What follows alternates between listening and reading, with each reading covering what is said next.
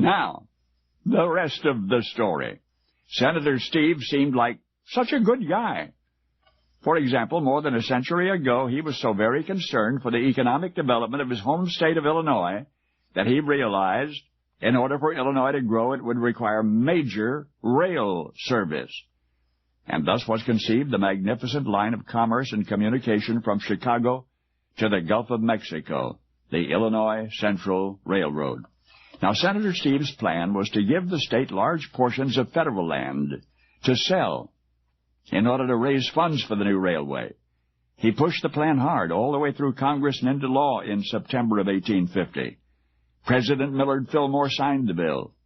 Once the land grant became law, Senator Steve hurried home to convince the Illinois legislature.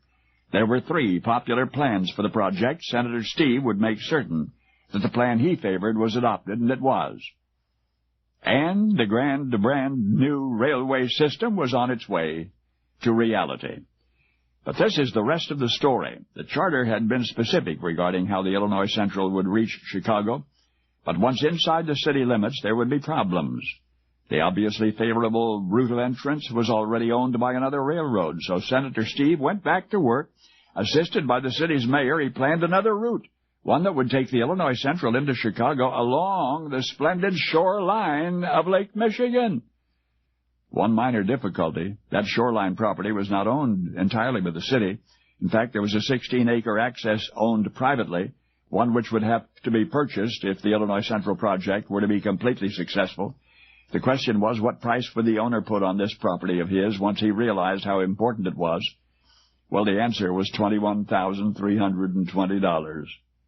Oh, you bet the owner came out with a tidy profit. And considering he had not purchased the land all that long ago, it's been suggested he had anticipated the Illinois Central venture with profit in mind. But anyway, the ICR got its fabulous lakefront route into Chicago, which would be called the most magnificent entrance to a major city in all the world.